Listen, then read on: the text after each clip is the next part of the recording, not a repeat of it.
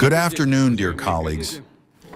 I asked you to gather today in order to talk about the situation that is taking shape on global energy markets, to synchronize watches. And I would like to hear your opinion regarding the events taking place, to consult with you regarding how we should coordinate the efforts of the state and our private companies in connection with the events taking place.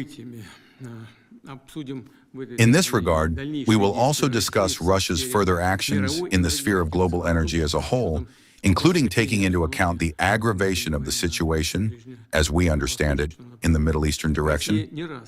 Russia has more than once, I would like to note right away, warned that attempts to destabilize the situation in the Middle East would inevitably jeopardize the global fuel and energy complex, raise oil and gas prices, limit the supply of these resources throughout the world, and would certainly disrupt long-term investment plans. By all appearances, this is exactly what is happening.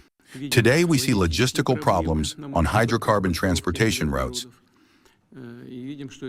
and we see that this is reflecting in the most negative way on global production chains,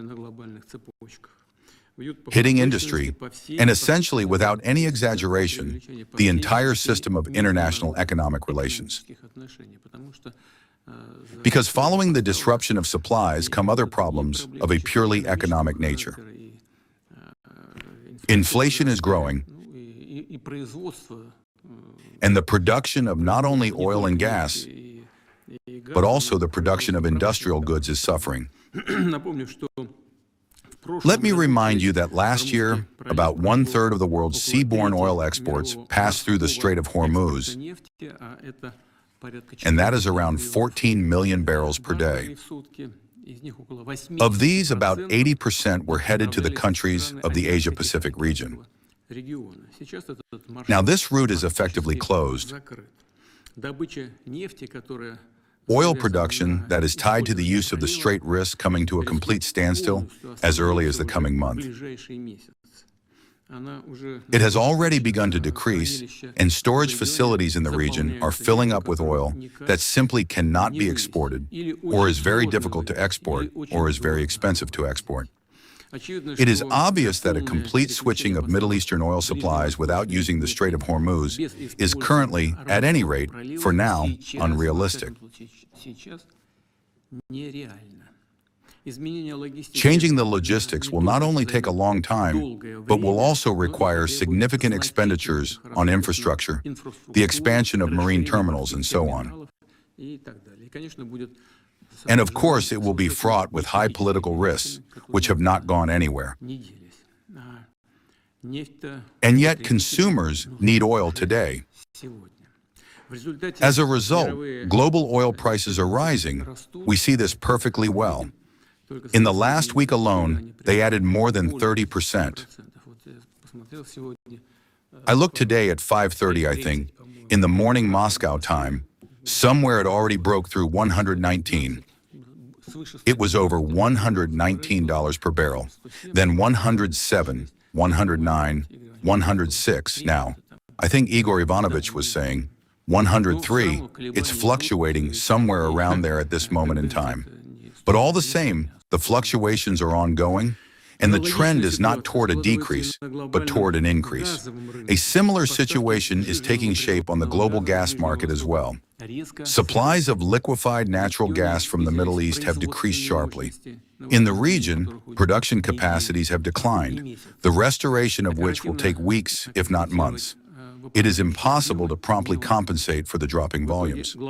As a result, global gas prices are also growing, in my opinion, even at faster rates than oil prices.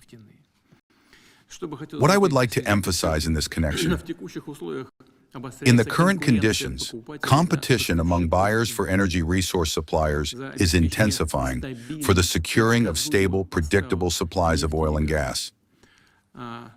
And in this regard, of course, I cannot fail to say and to remind not only the colleagues sitting here in this hall, but also generally all our consumers, that it is precisely by stability that Russian energy companies have always been distinguished.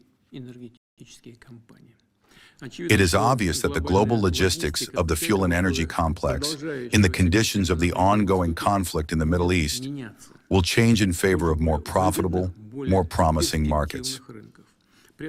At the same time, it must be understood that the current high prices for raw commodities are certainly of a temporary nature. We understand this.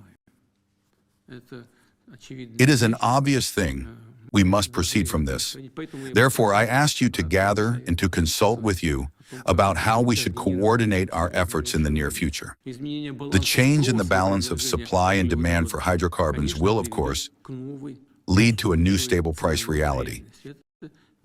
This will inevitably happen. Therefore, it is important for Russian energy companies to use the current moment, including for the purpose of directing additional export revenue toward reducing their debt load, indebtedness to domestic banks.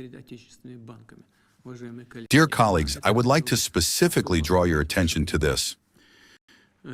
I ask the government and the central bank to take this process under control. I will emphasize, I will say this once again, Russia acts as a reliable supplier of energy carriers. It has always been so. We will certainly continue to supply oil and gas to those countries that are themselves reliable counterparties.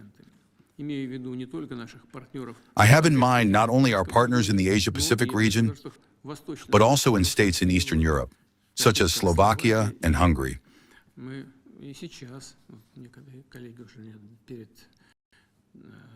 Even now, some colleagues before the meeting in this broad format already informed me of this. We are increasing supplies to our reliable partners and in several regions of the world at once.